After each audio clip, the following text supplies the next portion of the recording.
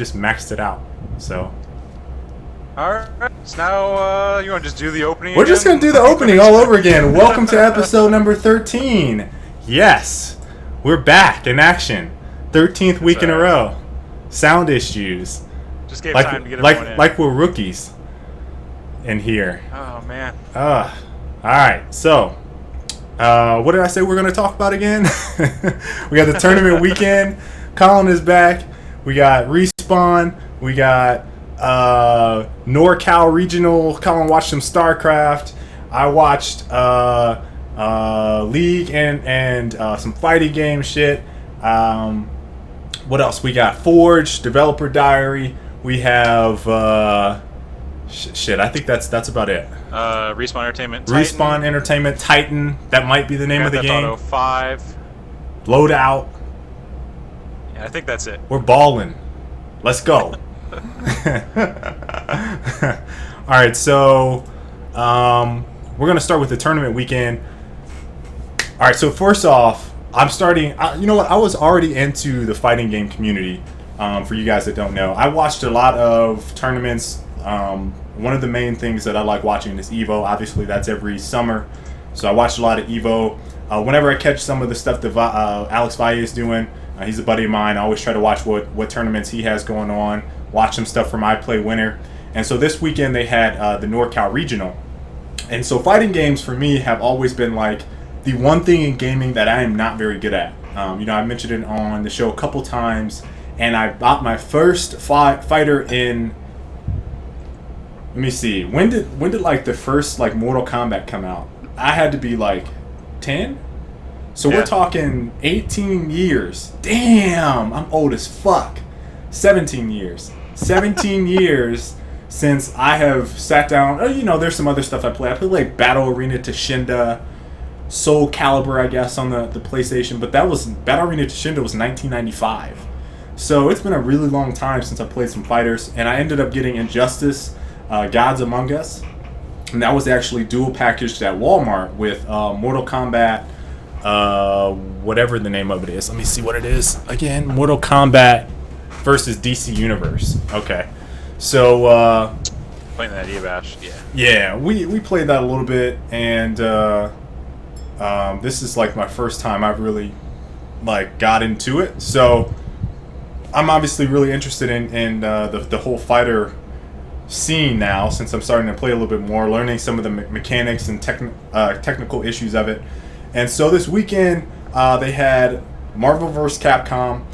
I could watch Marvel, but I don't know, Colin, have you ever tried to watch Marvel? There is shit flying all over the screen. And so like, I love watching Marvel. It's like one of those games though, for me, it's like, unless you know what's going on, I am just like, whoa, just flashing lights, strobing all over, crazy ass big explosions.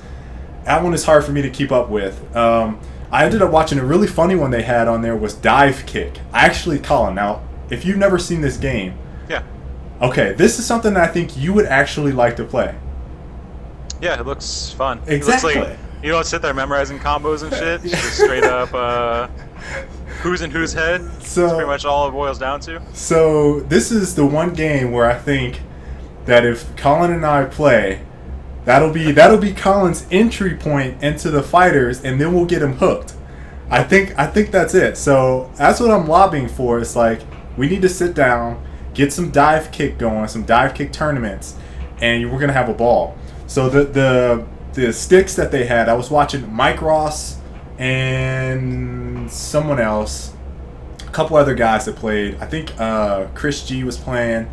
And so there was this arcade stick had 2 fucking buttons on it. 2 buttons. And it was like, I think one was like a straight up jump. The other one was like the kick that they actually did. And then obviously you had your like movement. But I was liking it. I thought it was pretty cool. So I watched that. I didn't watch Persona 4. I didn't watch Mortal Kombat. That was supposed to be going on there. I didn't even see that must have been on the I Play Winner stream, because I didn't see any Mortal Kombat. And I watched all the results. So I actually have the results. The matches that I watched the Street Fighter 4 final, Infiltration, and I want to say Shin. You're gonna say it wrong. Shin. Shin is how they were saying. Shin. They were saying Shin. I'm just saying how they were saying it. I don't know. I've never watched him play at all. That was my first time seeing him. I have seen Infiltration. He is an absolute fucking monster. He is ridiculous. I watched him. I watched him last year at Evo. I watched a couple of other events that he did. He ended up winning that. He also won Street Fighter versus Tekken, Street Fighter Cross Tekken. Is he still playing Seth? He was playing Jin and Elisa. Okay. For that one. On Street Fighter 4, he's playing Akuma. So. That's right. Yeah, I remember watching a month ago. Yeah, he was just nasty. I also watched some. I like watching Mike Ross. I watched a little bit of him. I watched Justin Wong. I watched Ricky Ortiz. That's about it. I watched Momochi as well. He was playing Cody and Ken. So I watched all of those guys. Everyone else, that I guess there's not too many other people. There's Wolf Crone. This is top 7. That's what I was trying to talk about last week. That he uses a pad. Wolf Crone? Yeah, I don't know if he still does. Okay, so Infiltration finished first in Street Fighter 4. Shin, I want to keep saying Zen, but Shin, who played with Gin, it's really confusing. He got second. New York Chris G got third. Momochi got fourth. Fifth was a tie between Justin Wong and Ricky Ortiz.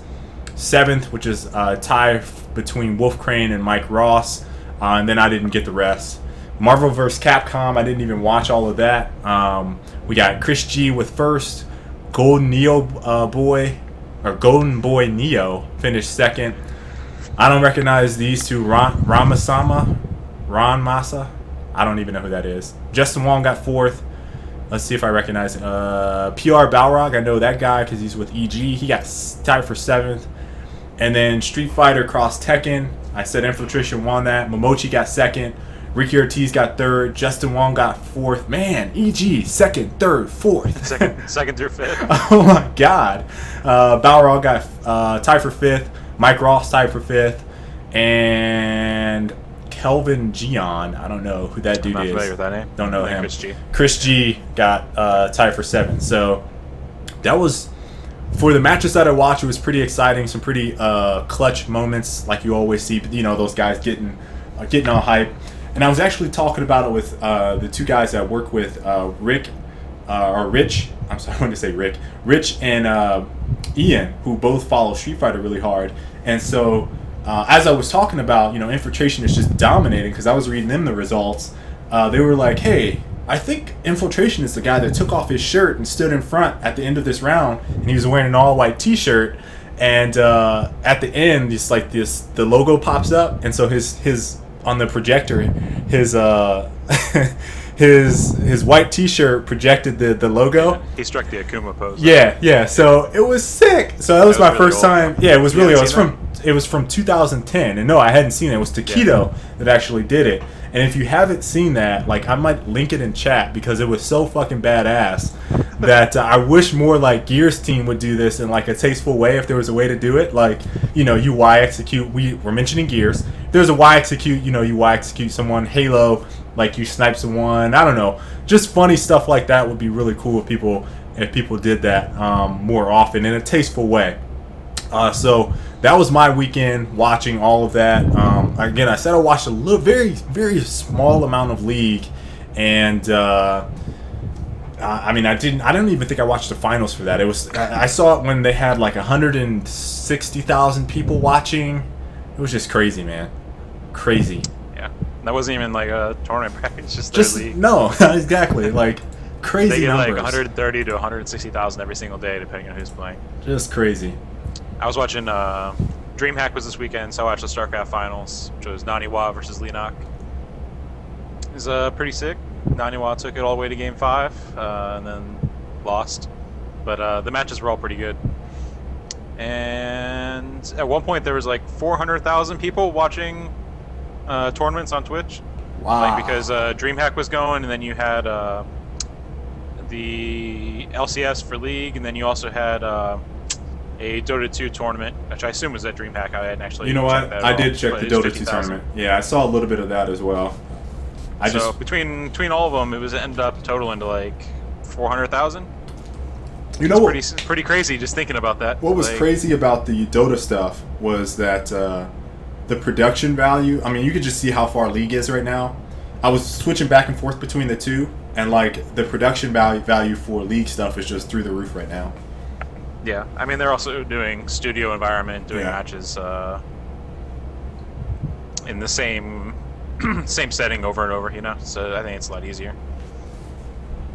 But yeah, I was pretty impressed. I was my first time really watching Heart of the Swarm since release, and checking out all their new changes and stuff, and the kind of shift in how the game plays. They were using a mod which had the team logos on the map, which obviously Dota has natively, but hopefully that'll be something that gets added into the game. So it's pretty cool seeing that.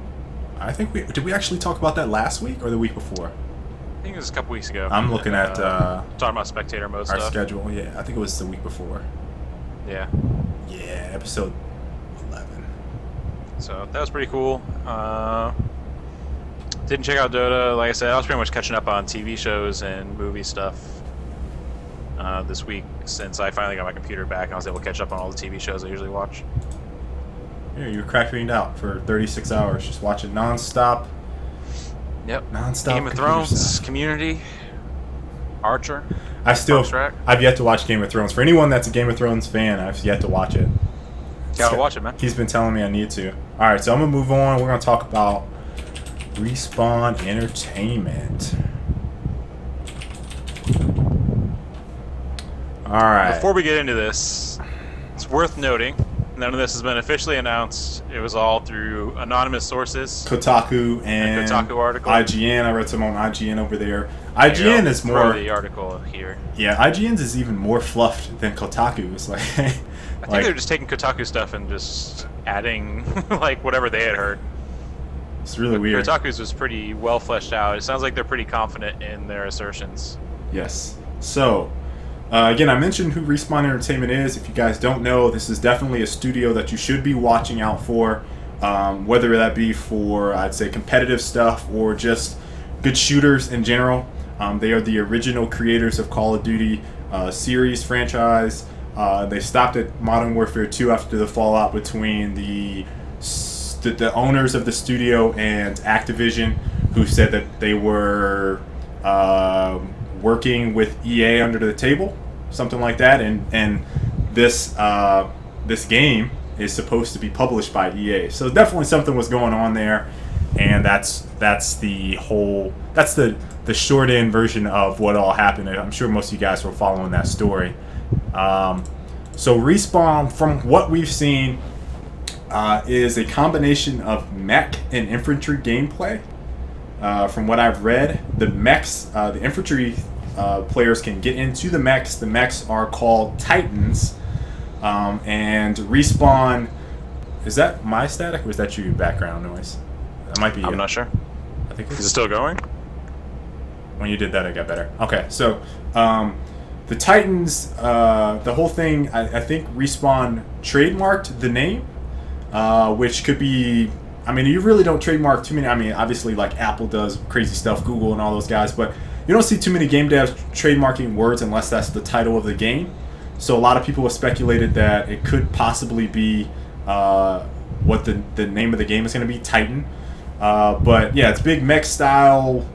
I don't want to say mech warrior, steel battalionist, or Hawken. They said the agility on these mechs are supposed to be a lot faster than mech warrior or steel battalion. So Hawkins is pretty fast. Is it going to be like Hawken? I mean, I don't know. That's all up in the air.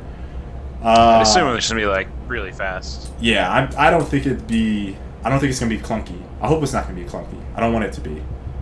I'm hoping like I always mention. Have I mentioned this on the? I think I have once. Zone of Enders game is so good. I don't know if you guys have played it. Oh man, so good, so fast. So it's supposed to be specifically designed for multiplayer. At least that's what sources are saying. Well, yeah, they actually also said always online. Always online. So. But the big news from the article was that it's a 720 exclusive, apparently. Yeah. So it won't be appearing on the PlayStation 3 or 4, sorry. And it would be an exclusive, which is really strange coming from EA, who traditionally I don't think they've ever done exclusives. I'm pretty sure they've always tried to release on all platforms. You know, it could be what they've always done is done like that staggered, like Timed exclusive. yeah, we're gonna do this time exclusive with Xbox first, and they do that with content and stuff all the time. I probably think it could be something along those lines since people were kind of speculating on it. So let's say the rumor is partially true, not all the way, and that it is exclusive for a limited time on the 360. Because it would just be like, why would Respawn, knowing how well Call of Duty did on multiple consoles, why would they pigeonhole themselves into the new Xbox? Like, I mean, unless they're getting paid buku money, like I find that to be ridiculous. Yeah, I don't know. It's all interesting. Like I said, it's all through anonymous sources. So, grain of salt maybe, but it seems kind of weird that would leak out like that with the specific thing. Like that was the big news, was 720 exclusive, and it seems like it'd be strange that would leak out if it was something like a timed exclusive.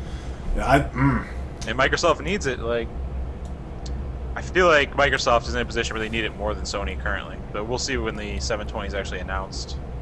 So, you know, we talked about on that episode, it might have been last week or week before, we talked about how we felt Xbox versus PlayStation in terms of where they're going and like the perception that Microsoft had with Xbox just got in is all about the games, and then PlayStation now is all about the games. And so interestingly enough, you know, we had some people that commented on our video when we posted it to YouTube saying that, you know, PlayStation now is caught up. And I think you mentioned it on the show. It's like neck and neck now. But this is definitely something where, I mean, just as a developer, I really despise exclusives. Like, really despise exclusives. So I just hope it's not on the 720 only. That'd be dumb. One thing though is that from like, we try not to have the show be about competitive gaming, but I always like to kind of tie it back since that's our background, obviously. But if it's a console exclusive, it might mean that they'll throw money behind it in terms of running tournaments or trying to push the competitive side. Like we saw with Halo is a good example where Microsoft was kind of actually pushing. Gears was the same way. For PlayStation, they tried to push Call of Duty on PlayStation for a while because Sony threw money behind it. And then obviously they eventually gave up on that and went to Xbox. But it's one of those things where if it's an exclusive, then it could have a competitive scene strictly because of money being thrown that way, at least for a couple years. Usually it means that it lives a while because the viewer count isn't necessarily as high, but like once the funding drops, then you're kind of screwed. Yeah. The other thing, I think I pulled this from IGN. Again, I said theirs is a little bit more fluffed. They believe that the game for the 360 is being basically ported from Respawn. So not from Respawn, or from another studio, and Respawn is like, hey, we're doing this because we already have this thing that we're working on. So that's also interesting because it could be like they have a PC build or, you know, just another build for another game, and they're saying, hey, take this and you guys can work on it. So that's another possibility. In terms of like porting like a down-res version? Down-res version, yeah. Okay. So, I don't know. That'd be very interesting. It could also be like, you know, Xbox 360 is what they ported, or, you know, something like PlayStation 3. But yeah, that's, I mean, I'm interested in it. It says right now that's going to support up to 16 players. And I saw, again, this is all from IGN. I don't think this is an and Kotaku's, but Respawn would add AI characters to make action more frenetic. That is a quote from IGN. So they're implying there's made bots? Bots littered throughout the field of play. I know, it sounds kind of random to me. I don't know. I'm not too fond of that specific thing. But yeah, it is in the Kotaku. I just read that. Is it? Yeah. Okay. AI-controlled characters make the action more frenetic and give novice players a greater chance to score some kills. That's a specific line. So they're going to have players in the real world versus, well, mixed in there with bots. So to buff their, like, KD, like, oh, I'm not as bad as I thought I was, but Johnny 354 was killing me nonstop. It's okay, I got these bots. I can rack my my KD up with. It'd be pretty huge for them though if they had Halo and then a title from Respawn as exclusives. It would definitely position them on the shooter side of things in a pretty commanding spot. Yeah, considering Call of Duty won't be an exclusive. Yeah. There's no other major shooter I guess Killzone. I don't think their multiplayer's ever really stood up to Halo or Call of Duty. Uncharted. Uncharted, same thing. Even less. I think their multiplayer is even less popular than their single player is awesome though. Killzone. Yeah, the single player is great. So good. I'm trying to think what other titles they have. Resistance. Yeah, and that's franchise has been kind of dying. I don't think the last did they one do released 3? very well. Did they do 3 or 2? 3, I think. 3 was the one we played at E3 and then came out a little bit later. Okay. What about was it? They did Warhawk and then Starhawk.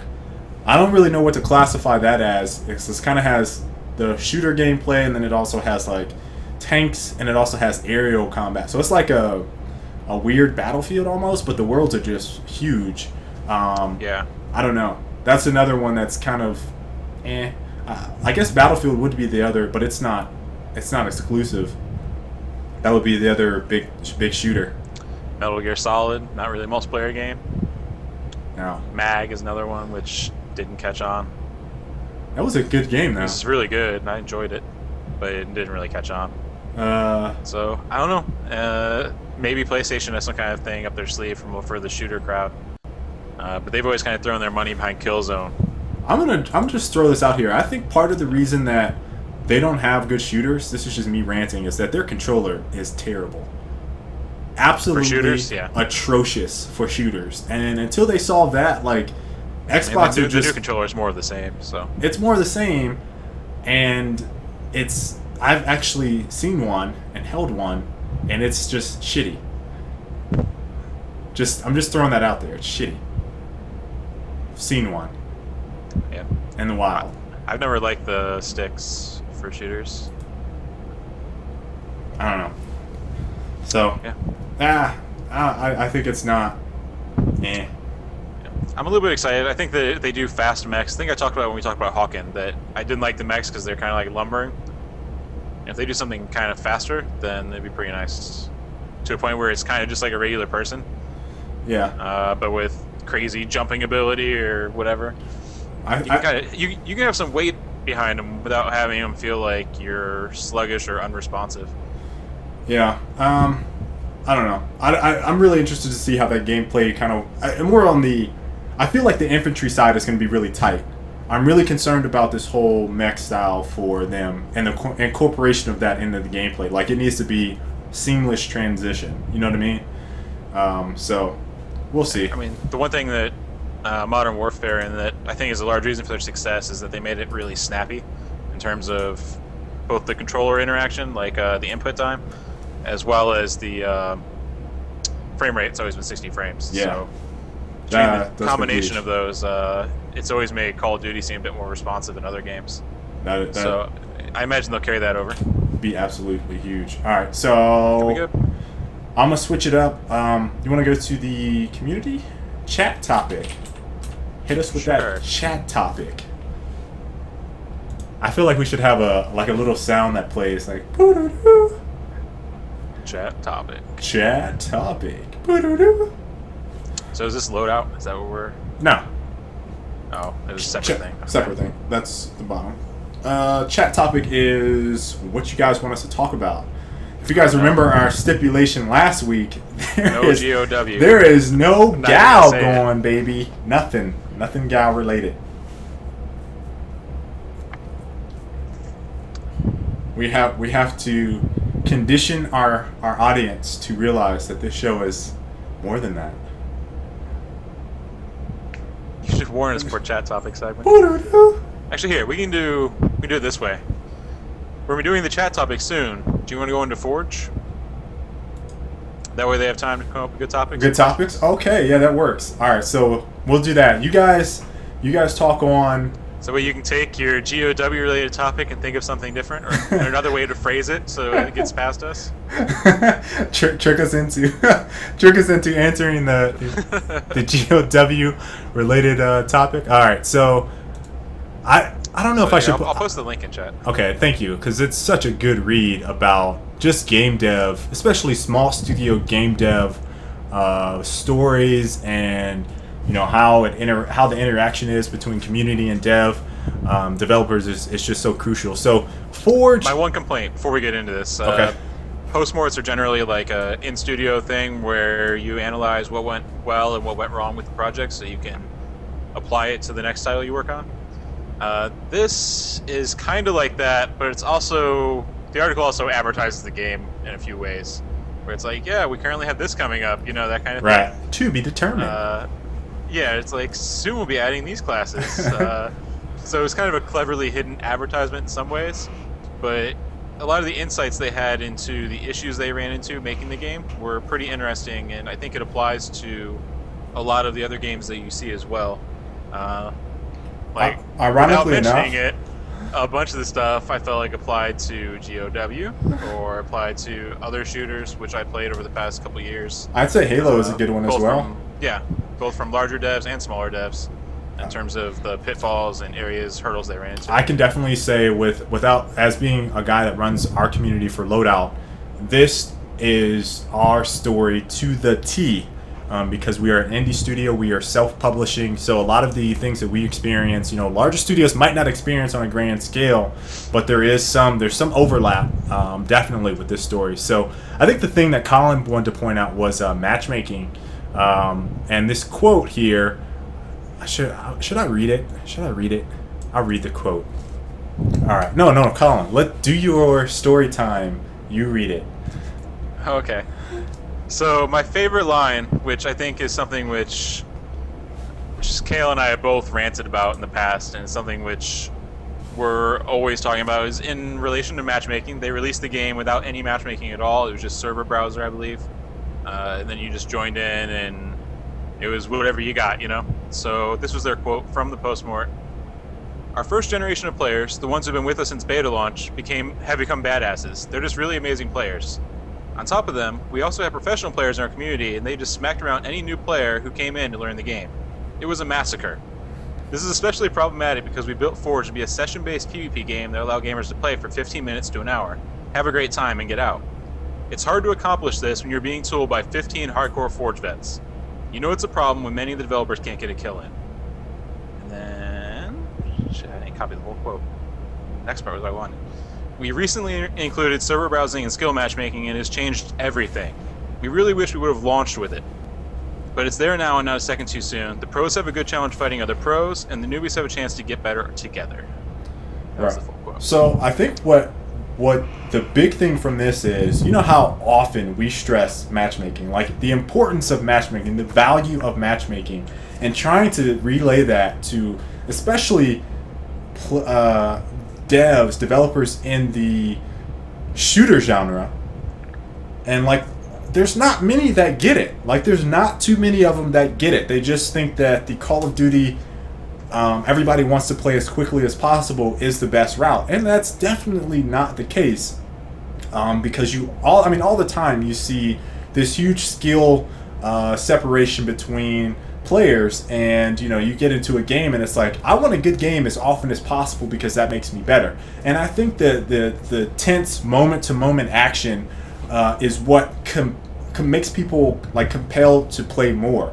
Obviously getting huge ass score streaks and going on rampages and just being dominating in a game is really cool aspect of gaming, but the moment to moment action, what keeps you intense, what keeps you back for more, I think is more important, especially for shooters, and that's why matchmaking is so important. So the two things that I most liked about that was that they acknowledged that there was an issue when new players could not get a kill against old players because that is a bad user end experience. The devs couldn't get kills. The devs couldn't get a kill against some of the more experienced players. They noted that. And then afterwards they said, well, this is what we did. So we included skill-based matchmaking, and we made a server browser. Those are two of the most common things that we've been asked about for Loadout because, like them, we just wanted to get our game out. We needed feedback.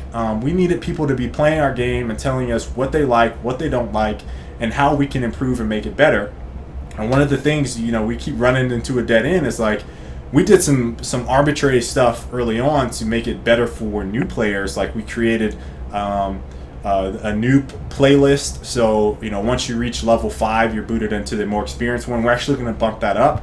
We're going to make a veterans-only playlist. So, people that are of a higher level that want to go for that more experienced match, that's going to be something that we implement. And then the other thing that I thought you were going to tie into that, but you didn't, and I'll actually have to look at the article for this, is that they have the tutorial system. I was just about to go there. Jeez. I'm Jumping sorry. all over me. So I actually hopped on today because when I played the game, it was when they first did their release. Yeah, you can read it. You can read it. Yeah. I actually got the game for free. I can't remember how I got it. But I paid $20. That's fucked up. I played for maybe an hour. I think I got it from someone at MLG. I'm not sure why that happened. But I played for maybe an hour. It was pretty fun. The tutorial was kind of like touched on this. The game is actually really skill-based to a point where there's wall jumping, there's like rocket jump abilities, there's abilities that will swap you all the way across the map. So it's a lot of stuff to take in. Each class has 8 abilities in addition to the general movement stuff. So you have all that stuff going on, and the tutorial just kind of touched on everything. So one of the points they noted was the tutorial wasn't that good. So they said tutorial was an afterthought, as often is the case in games. This was a big mistake. 4 starts you off with 8 abilities. Unless you have someone walking you through each one, explaining what they do, you end up relying on 1 or 2 the whole time, which is what happened to me when I played. I was kind of using the ones closest to my fingers. Yeah. This seriously limits your depth of play, and you can forget altogether about the subtleness of the healing class. For us to achieve our mission to make a game for those of us without a lot of time to grind, but who also want to jump in and play a session, we needed the tutorial to be clear and concise as TF2. For this April launch, looking at a very thorough tutorial, which I think is actually in... So the way they got it now is you do the basic tutorial, which is just movement. It's like sprint jump, wall jump, that kind of stuff. And then from there, they have separate class tutorials, which go through every single skill and have you actually use it, and specific scenarios. And they make sure that you know what every single ability does in your kit before you hop into a match. Right. So it was pretty cool. It was one of those things that, for me, when tying it all together, I think that the biggest telling thing was that they saw there was a skill difference between their players, and they reacted by... We're talking about Forge, sorry, people in chat. I linked it up. I didn't. But I'll link it again. Yeah, I didn't change the topic either because we switched. So tying it all together, they saw there was a skill difference between the players, and that it was severely affecting people's opinions of the game. And rather than dumb the game down or start removing things to make it easier for players or add bots to make it easier for players to get kills, instead they focused on skill matching and beefing up the tutorial to teach players what they should be doing. Right. So I was really impressed with that, and it was kind of cool just kind of seeing that they ran into those hurdles and how they handled it. And then actually going back to the game, seeing what they did, and I had a much better time playing earlier today, and I was actually in there with other people that were clearly new, but everyone kind of seemed that they knew what they were doing, you know? Right. At least at a general level. So do they nice. do they force? They actually don't even let you play. They don't even let you play until you go through the tutorial. I was gonna say, do they force you to play the tutorial? Because that's the key. Because a lot of people you have are to play. You have to play the movement tutorial, but you don't have to play the class stuff. I've been playing games for 50 years. Yeah. I don't need a fucking tutorial. Skip. Yeah. And then they get in, they're like, oh my god, this game sucks. I'm not getting kills. That happens all the time. And it's rough because you can't even check your abilities, like unless you know what you're doing, because it's a third-person game, but it's kind of like a RPG, like a World of Warcraft or something, in the way the abilities work. Because you have 8 abilities across your top number keys, and you can't actually like scroll over them because moving your mouse just moves your camera. Right. So you have to hit the Alt key in order to bring up the mouse cursor, and you can hover over stuff. So if you didn't go through the tutorial, you'd just be a complete idiot. Yeah. Which I think is what was happening before. Because they said people hopping in, and you're just like walking around. I'm not gonna lie. You don't know what any of your things do. You just hit each button and you shoot it off, and that's it. I looked at the tutorial and I was like, oh, I get this. It's just like this game. Then I walked in and I was just pressing like 3 buttons, 2 buttons. That's it. That's all I did the whole time. And so I had no idea there was like another whole set of moves, and I was just like, oh, Yeah. all right, I get it now. So very important stuff. The rest of that article, like I said, Colin linked it in there. That is a very good read for anyone that is interested in the issues that you run into as a game developer. A studio is the big one there. What they did right, what they felt like building the community first. Oh man, that's so important. So important. about just building it up, and that helps sustain the game. So it's really, really, really important. Yeah, it also let them identify their issues. Yeah. So let's go back to the community topic. Let's see what they got for us. What you got, guys? What you got? Chat topic. Yeah, I think Forge is only on Windows. Boo, boo. Ba-da-ba-ba. One thing I did notice is that I searched for matches, and the first 3 matches I got were completely empty. And then I finally stuck around, and then people filled in afterwards. So I wish they had done a lobby type thing. That's the one complaint. Ba-da-ba-ba. Chat topic. It's like Hot Pockets. Ba-da-ba-ba. Chat topic.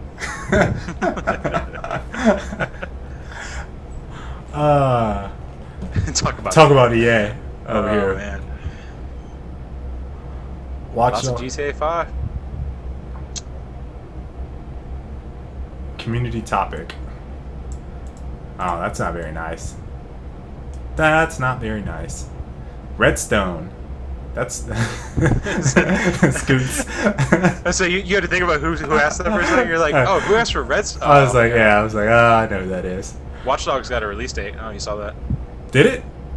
November 11th, I think. Man, there's so many, dude. There's so many November. games. I'm gonna be out like $2,000. I'm not joking. Both consoles and 7 or 8 games. Yeah. I'm gonna be out like $2,000. I gotta start saving. Do you think things like the patch fee 40,000 creates too hostile an environment for Xbox to succeed in the long run against PC? That's a pretty good question. I think we kind of talked about it before, though. Yeah, it's definitely when we were talking about free to play, particularly, is that it hinders that quite a bit. Yeah, hopefully that kind of goes away. Microsoft rather, has that in place because they have a really gated community. It's like Apple. Although Apple's has really gotten kind of lenient, but Apple early on, if you remember this, they were like Nazis on that the iTunes store. Like they would deny you and turn you down in a second. Now it's like, we have over 500 billion apps. Come and join us. Yeah, actually, I think Counter-Strike Go is a good example of a game which is already. Obviously, Valve's support for console games has always been really shitty. TF2 didn't get an update till 4 or 5 updates in on PC, and that was after Orange Box release and all that. But CS:GO already's had a couple changes that went in on PC that haven't gone over to the console, and it may never go over to console. They haven't said anything yet, but that's a good example, I think. But yeah, we've talked about it before that kind of thing hurts games, especially the ones which are smaller studios. So your arcade titles, free-to-play games, just suck. Did you see that question from MVP Parker? Why do you think the Koreans are so much better than others in major PC esport games such as League of Legends and StarCraft 2? That's a very good question. I'm just going to speculate on this and say that, and generally speaking, for all Western cultured civilizations, societies out there, we're more racist. This response is. Go on. We're more shooter centric. I would say we're more. There's nothing racist about it. We're more shooter centric than the East, which seems to focus more on the MOBA / RTSs. I mean, that is it's kind of the way you worded it is kind of implying that Koreans are racist. So I was just reading the question though, but I think the focus on games, like the gaming culture there, is so much different. Like theirs is MOBA RTS, ours has been very shooter centric, action adventure type thing. Just in terms of what's sold and what people play. Right. So I think, and I mean, if you look at as a studio, I think one of the big, you look at China and you're like, man, it's just a gold mine over there, right? As a studio, Japan, or any people in Europe, European devs in the US, the devs are all like that, and it's like, how do we tap into China? What's interesting in that market? And what's successful over here is just totally the complete opposite over there. You know what I mean? It's like, you think Battlefield is a badass game, you go over there and no one's playing it. They're like, what? Battle what? No. So it's like, that's part of the reason. And then you also think about this in terms of our culture. Typically, we pit a lot of, if it's not the Nazis, we use a lot of Eastern cultures, like North Korea is a good example. That's like the enemy. I mean, here you're looking at me kind of strange, but and I just wonder where you were going with that. And Olympus, what is that? The movie? I can't remember. North Koreans infiltrate the White House, so it's like they have to pit an enemy against them. So I don't think that's very enticing for that culture. I don't think that is like, oh yeah, I'm gonna be the bad guy because I want to be the bad guy. You know what I mean? So as a general cultural thing, you'd say that our patriotic military background makes us more prone to play shooters. Exactly. Versus their, I don't even know what type of culture describes why they like Dota, and I have no idea why that would be popular over there. But that's definitely, it's definitely culture based, and it's definitely what they play over there versus what we play over here. I think as in a more objective thing, I think that infrastructure is a huge part of that. South Korea is very compact, and they have the fastest internet speeds in the world, and they've had thriving land center environment for way longer than the U.S. did. Obviously, the U.S. never really had a land center. No. I don't know what the word is. I guess arcades were at one point. Arcades are super popular, but it wasn't PC games. And so I think that having everyone really close together makes it easier to compete, and also hook up with people for PC game or for team games. And then you have the fact that internet makes it better to get in good practice conditions. You could also say that they're pretty far. I think their winters keep everyone inside. Same thing with Sweden. Not to mention this goes without saying that StarCraft is a national sport in Korea. At one point, I don't know if it still is. It's a national sport in Korea. You think about that. Like, that's how serious gaming is there. Like, people play it in school. Like, I mean, you just don't have that yet in the Western society. It's just not happening. So that's huge.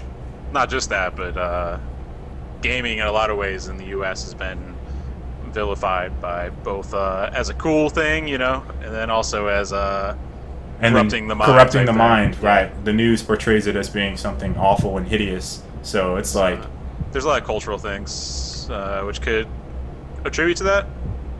And then just the fact that those cultural things are kind of amplified by the fact that Korea has been a very PC-centric country for a decade now. So that's a really good question. Like, that's something worth us probably dedicating a show to, I would say, because that's a really good topic to talk about in terms of esports, gaming culture. That's a really good one. I like that. I honestly don't know enough about South Korean culture to contribute, really. I guess Sweden is also up there. Sweden tends to be really, really head over heels above the rest of Europe in terms of both shooters and game, really. Yeah, a lot of those top StarCraft teams. Too. A lot of top players are from Sweden. Yeah, definitely. Quake. Yeah. Quake. Yeah. Quake is Russia and Sweden over there, and then Rafa. Yeah, but you know what's really interesting about that is, like, the PC scene seems like it's consistently stronger everywhere else versus in America. Our console scene is huge here, which is, like, to me, it's like really commercialized. Like, it's not very custom. They want the easiest possible way to how can we get this out to the most people at the cheapest price possible. That's where we dominate. And so you look at something a little bit higher entry. You know, you have custom setups and all that stuff, custom rigs, and we're not on the top of the charts in that. So that's really compelling stuff right there. You think about that. John has a good point. I actually when we flew to China for WCG, the very first TV we saw in South Korea had StarCraft on. Just as a whole different world kind of thing, like. I mean, yeah, you have oodles of stories. I mean, from China, like, that whole culture there is crazy, right? Oh yeah, I was signing autographs and shit. Yeah, like, so I don't think that's not true. I've signed autographs at, like, MLG events, but not like that. It's just like one or two here or there. But, like, over there, it was like everyone just wanted autographs, and the Warcraft players would get swarmed by people. They had to have a security escort just to get through the front door. People kind of like mobbing them to get autographs. It's absolutely absurd, man. Yeah. Absolutely crazy. So, a whole different world. That's actually that was an excellent question from MVP Parker. I love that. Great question. There were a lot of people asking to talk about GTA, by the way. Yeah, we already have that on the list. So yeah, did you watch the trailer? I watched the first one, the first one. There's 3 that released simultaneously, right? I watched.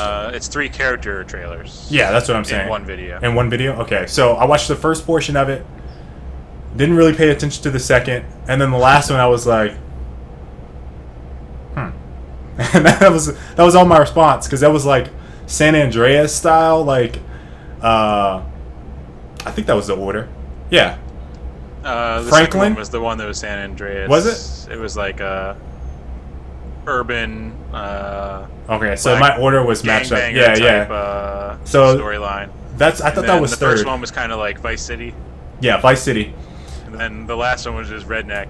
Yeah, that's the one I skipped over, because I can't even remember that one. So they played Radio Gaga for their first song. I don't remember. The second one was like country. No, the second one. Oh, or second one was rap. the hip hop, and then the third one was. I didn't mean rap. I didn't mean that. Country. It was hip hop. Yeah. Hip hop. And then there was kind of country. Was it Johnny Cash? I'm not even sure. I have no idea what it wasn't that like song was. country. It was. I didn't pay attention to it because I guess the music on it was just like, I don't want to listen to this that much. I like Jane Radio Gaga, but yeah, it fits. Their soundtrack's going to be ridiculous, regardless. Oh yeah, it's always amazing. It's gonna be one of the best ones that's gonna release this year, hands down. Yeah. So I thought it looked really good. The graphics and shit, like the flybys in the world, looked really cool. Yeah. Yeah. You know what? My interest, I'm excited for Grand Theft Auto. Like I get excited every time. I think I actually purchased GTA 4, played it for like 6 hours. And then I was like, man, this is just the same old just the same old thing. And so like I get excited every single time it comes out. And it's just like I'm not going to buy this one though. I've convinced myself I'm not going to buy it. Their missions are sometimes just really boring. I'm going to redbox the storyline stuff. Yeah. I'm going to redbox it. Like I know it's going to be an amazing game. I know if I sink a lot of time into it, I'm going to be like all into it, but I haven't beat a Grand Theft Auto since Vice City. Carrington beat everything up to San Andreas was his last one, and I don't think he played GTA 4. He's much more Carrington. I'm sorry for you guys that don't know that. That is my brother, Orange. He loves GTA. Like he plays them from start to finish, does the missions, runs around, blasts some cops.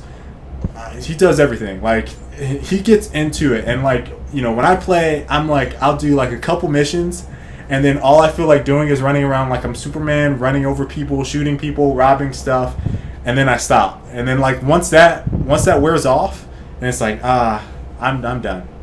Which is part of the reason that I love Crackdown, because that was the exact type of thing that I do in GTA.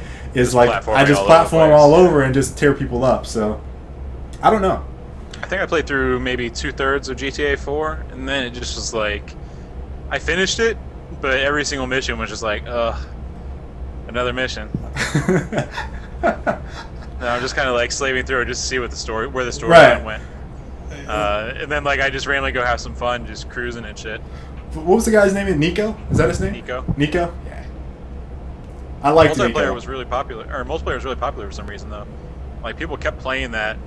I think it was like in the top 5 for most played for like a year and a half. Really? Yeah, I've never really understood.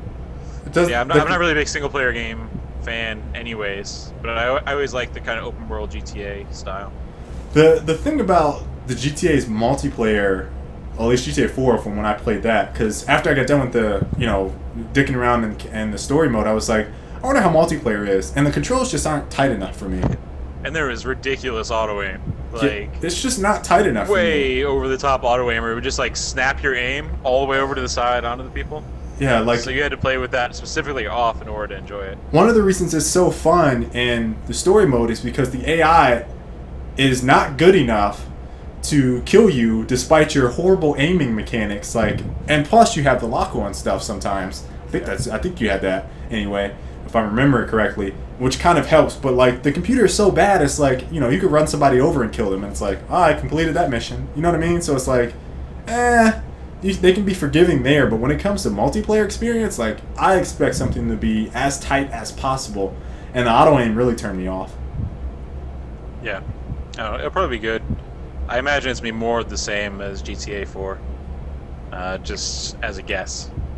More of the same, like what? I mean, those 3 storylines in the character trailers were way different from each other. So I'm kind of wondering how they're gonna tie all that together. They're gonna have a showdown, man.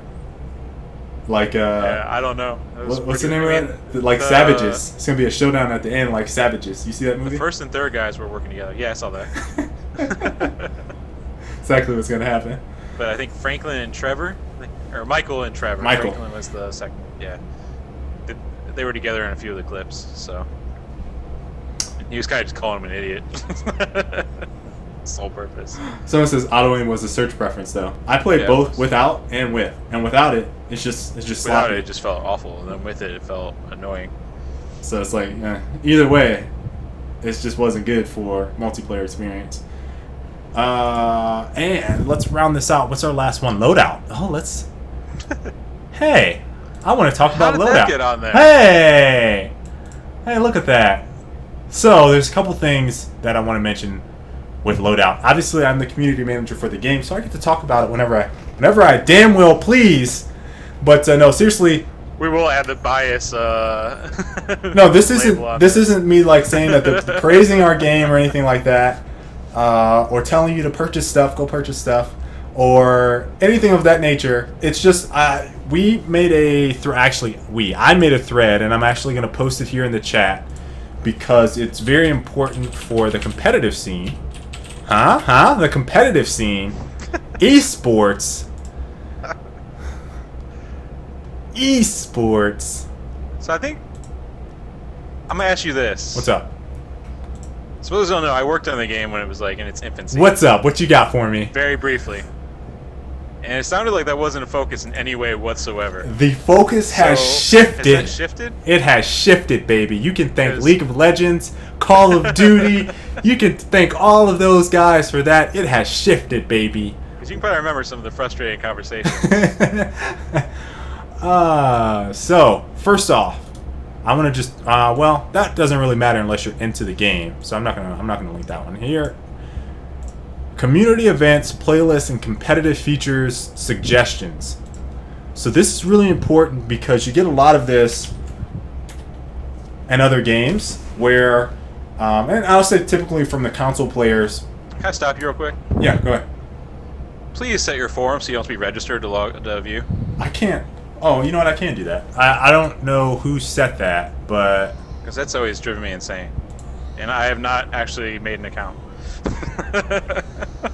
I clicked on like a dozen of your links to see if you fixed it. I do need to change that. I'll change that eventually. All people in the chat just did the exact. They just are like probably like, hold on, let me see if I can. Yeah. Let's see if I can change it. I can read it for you guys. I'll read it for you. I'll read it for you. That way it's better for everyone involved. That way people on YouTube, when we upload this, will be like, oh man, Arctic, you're a pal. You're a chum. Alright, so this thread is titled Community Events, Playlists, and Competitive Feature Suggestions. If you saw the link, then you could probably guess what it was based off of the title and the link. But the specific thing that I'm kind of interested in, more so than the playlists, are the community events and then competitive feature suggestions. Now, obviously, we have the basic stuff down in terms of, okay, you know we need spectator mode. We've talked about clans, skill-based matchmaking. We have all that down. But, you know, I'm really interested to see what people really feel like makes a competitive title outside of those things. Like, you know, weekly tournaments. What type of prizes do you guys looking for? Obviously, I wouldn't say monetary is always going to be the best route, especially when we're first starting out. So we might see something like, I don't know, stuff for, you know, your character, or, you know, in-game currency. You know, you could do a lot of things like that to kind of build the hype up, just to see how it plays out. But I really want to know how people feel about tournament features and stuff. You know, we talked about it a little bit with Dota, but that was all spectating stuff back when Colin talked about that. And so from a feature set, what do you guys want? What do you think makes it very compelling? And then event-wise, you know, we have crazy stuff like, and Colin kind of can attest to this in terms of the wackiness of the game, but like, can you imagine a game where it's like jump boots and rockets only, or jump boots and beams, or stuff like that? You know what I mean? So, I mean, we could do crazy stuff like that that's off the wall, but we're really interested in the competitive features. Just some of the stuff that people were talking about in this thread already. Personal and public stats on our website, kind of like Battlefield 3. Leaderboards, clans. Obviously, there's a lot of people talking about spectating.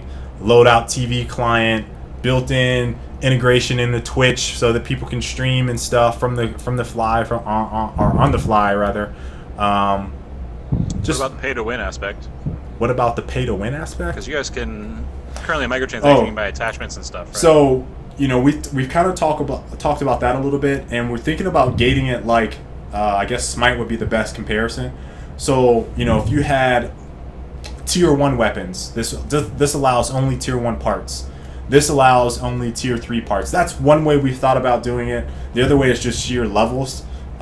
Just gating it based off of your level. So like you have to be, I don't know, 50 or so. I'm just throwing out a number, arbitrary number. You have to be 50 before you can enter this tournament.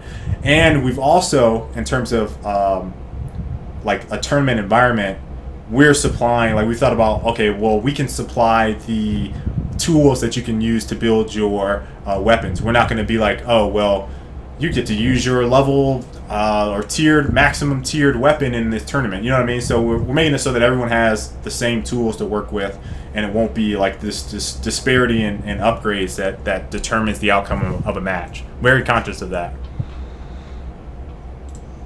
Yeah, that was one of my things with offensive combat, was that their current format is kind of pay to win. It's kind of the same boat as you guys, where it's a free-to-play game. Right. So, I mean, that's really all I wanted to mention. Figuring something out for that's pretty important. So if you guys have any questions about it, you know, feel free to ask. But I just dropped some features that we have that are definitely on the way. Clans, tournaments. This has all been publicly stated, so it's not like I'm dropping. I'm giving you guys the you know, just the in-depth sneak peek at stuff. This has all been announced. But anyway, tournaments, ladders, ranking system, similar, or skill-based matchmaking. Similar to some other games you guys are familiar with. We talked about leaderboards and stats being tracked both on website and in game and things of that nature. So, what are the player numbers on Loadout so far? Like population? In thousands. I think we've had hundreds of thousands sign up, but in terms of concurrence, it's like thousands or so. The first wave came from when we went open beta or closed beta when we first announced it. And we weren't ready. That's why I said that Gamma Sutra article is perfect on the tee about how the story kind of goes. You guys still aren't open beta, right? We're not in open beta yet. Very close. And then will you like just be on Steam at that point? Yeah, then we'll just be on Steam. Yeah. I'm trying to look through some of these questions. Why haven't you entered my giveaway for a paintball weapon skin? Haha. Oh, see, he was trying to trick. Haha. It's an attempted trickery, Kale. I see. That's why I said, haha. I see where you're going with that. It's messed up.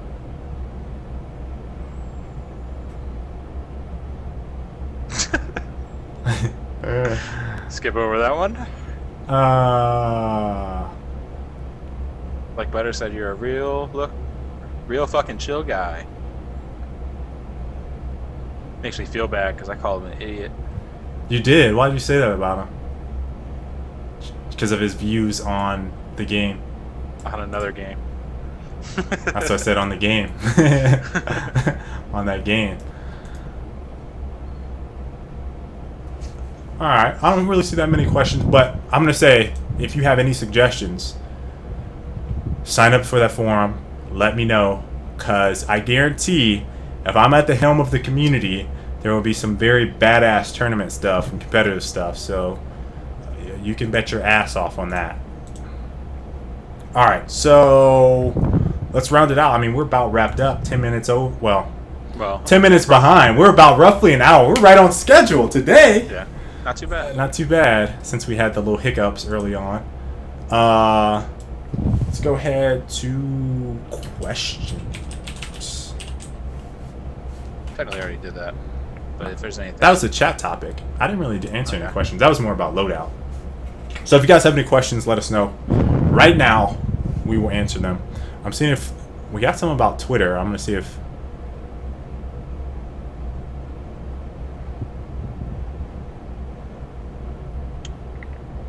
I played Monaco the other day, by the way. It's pretty good. Yeah. It's a top-down heist game with 4-player co-op. And it's supposed to be like strategic, planning out. You have Skype on the window. What? Oops. Your Skype is on the thing. Is that better? I just want to worry about you showing someone's username.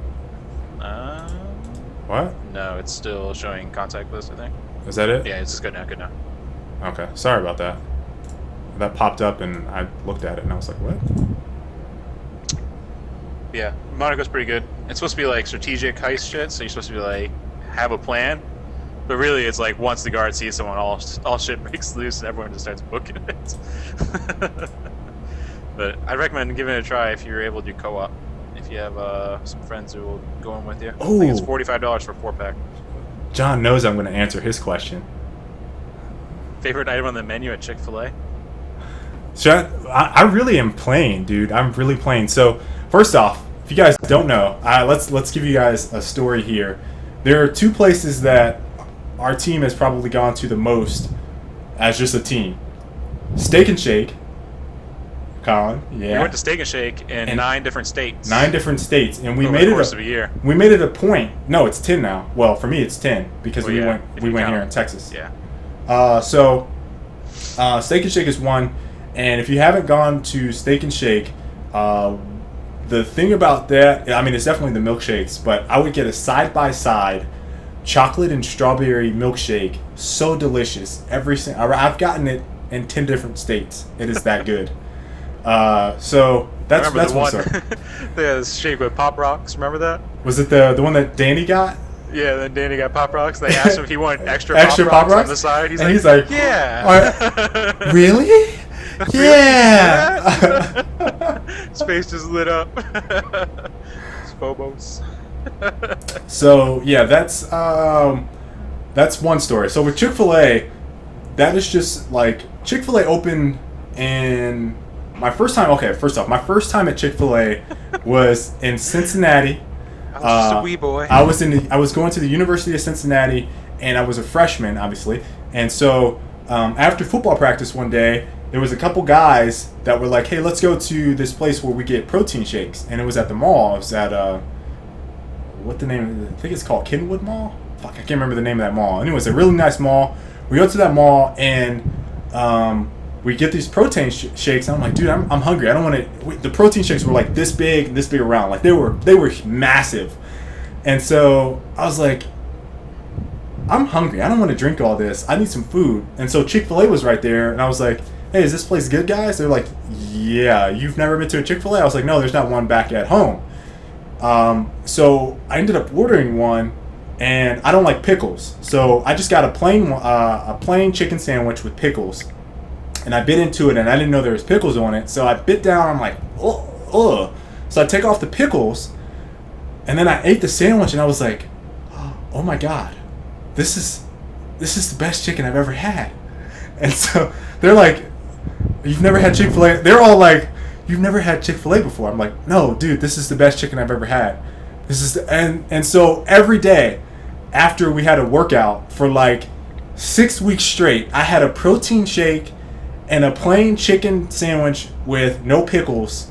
Literally 6 weeks straight. 6 weeks straight that's all I had. After practice, I would drive in my car, or I would have someone take me down. Before, this went from December, from winter, to January, and they made me wait. My first 6 months I didn't have my car, so I got my car, and so I'm just going to Chick-fil-A. Going to Chick-fil-A. My mom comes down, and so again, we're from Northeast Ohio, and at that time in 2004, there was no Chick-fil-A's there. 2005, and so my mom comes down. I'm like, Mom.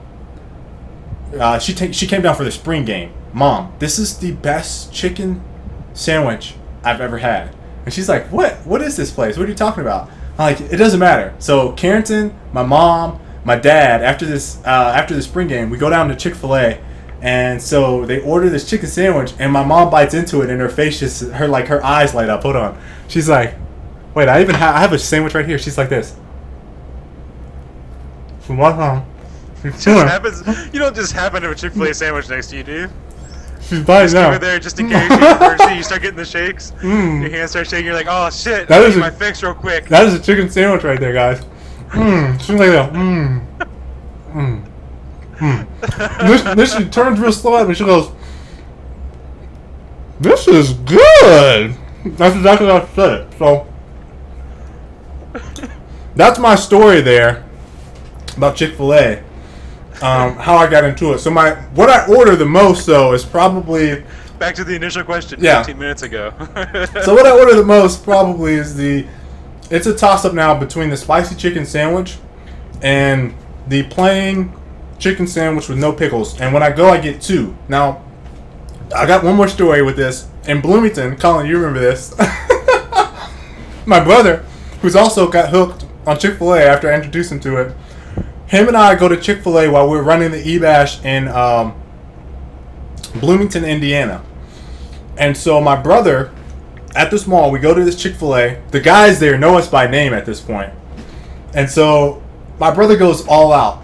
And so I normally get 2 chicken sandwiches, no pickle. That's it. And a lemonade.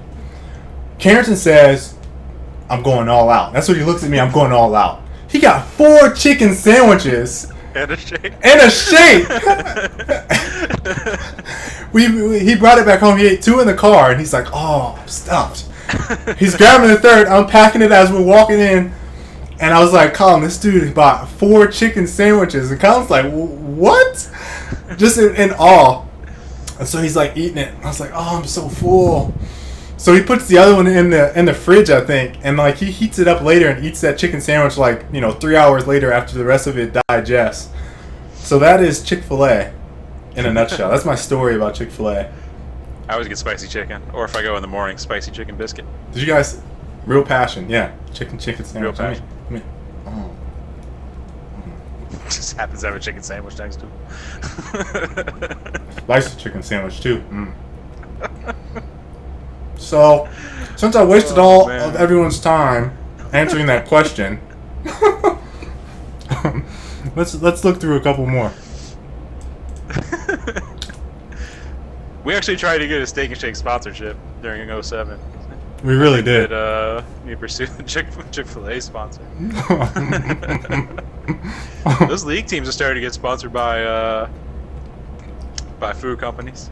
Really? Yeah, I think Gambit, I believe, is actually sponsored by Pringles. What? And then I know a few of them are sponsored by Grubhub.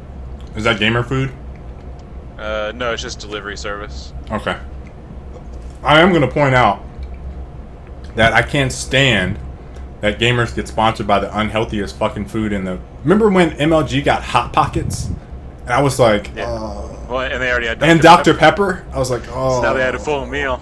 I was like... Sonny, I remember tweeting him this. Dr. Pepper?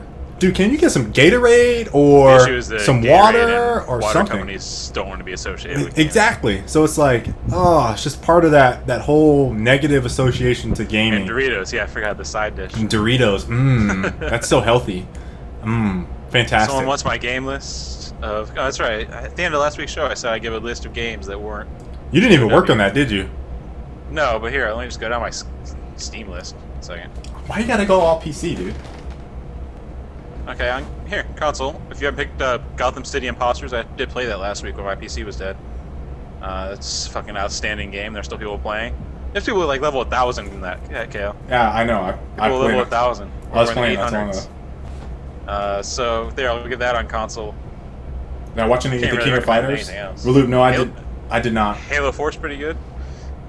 If you haven't played it. Oh, that's because your studio worked on it. Bias right there. Moving over to PC, got Blacklight, Chivalry, Dota 2. Try Forge. It's $5. It's not too bad. If you're into like strategy games, or not strategy, I guess MMOs. MMO. But you PvP. also like Twitch shooters like Quake or UT. Like, it's a really good melding of that, you know? I don't think any other games really like it that I can think of. I'd say Smite is the closest thing, and it's not even the same genre.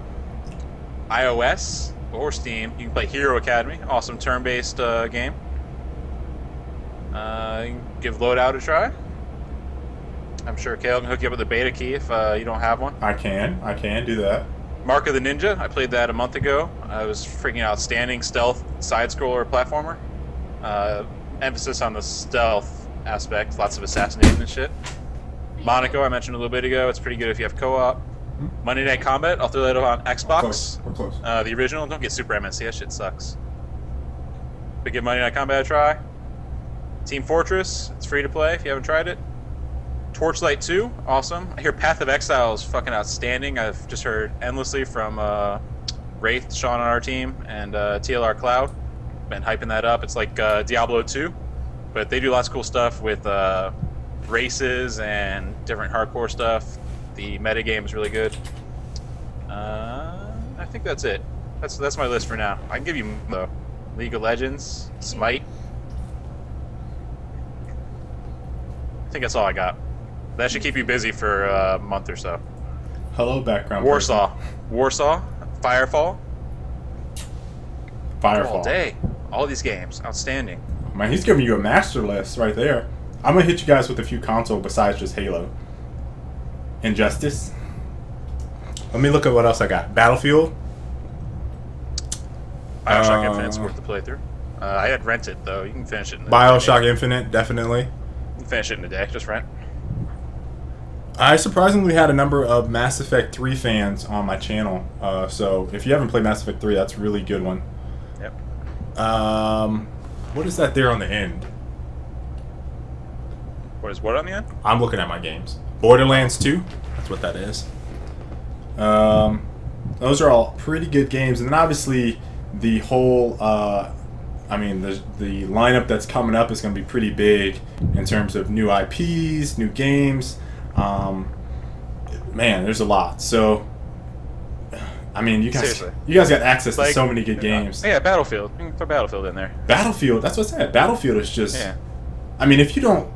It's hard if you don't like that style shooter, but, like, man, Battlefield is so good. So good. So, yeah, like... The point was that if you don't enjoy a certain game, there's lots of alternatives that are very high quality, and a lot of them are free on PC. So if you have a good PC, you can play a lot of those for free. I think probably 80% of the stuff I rattled off is free. Just throwing it out. Yeah. Alright, so that's all I got for you. That's my daughter right there. Sometimes you guys hear her on stream, and you're always wondering. I gotta wrap it up with this.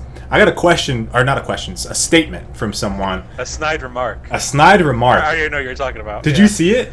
Yeah, I saw it. I responded to it like... I was going to respond, I'm like, no, like, yeah, I'll get that one. So, there was a guy that told me to tend to my child because Kylan was crying. Now, I happened to mention that. I was like, oh, guys, that's Kylan saying hi. She's not in a single parent household where I'm doing the show and I'm just letting her cry. That will never happen. Okay, that will never ever happen. I will get up. I will shut down this stream if I'm by myself, and I will go tend to her. Most of the time, I will let Colin do it by himself and have people come in and we'll run it that way. But believe you me, she is being tended to by Christy, who is her mom. That's you, whoever you are out there. I don't remember who it was. That's you. Her mom is here to take care of her while I'm doing live streams. Yeah. Serious face. Put the Snyder mark away. Alright, we good? Okay. Alright, guys. Hope you guys enjoyed this show. Sorry we started off a little rocky. Did this a little bit different. I am trying to get Quindel Hoyle on the show. I am trying to get Raxzilla on the show. I am trying to get... Who else did we talk to? the art director, Trey, from Planet from Side. Planet Side. I will try to get him on the show so that we can get some guests rotating in for you guys and change it up a little bit. Hopefully, you guys will have some very good questions coming up for those three individuals. You can tweet me or Skyless at Arctic or at Skyzen. That is at Arctic or at Skyzen. If you guys have any questions that you think of over the next week, couple weeks, days, whatever. And well, we'll catch you guys later. Adios. Later. Did you hear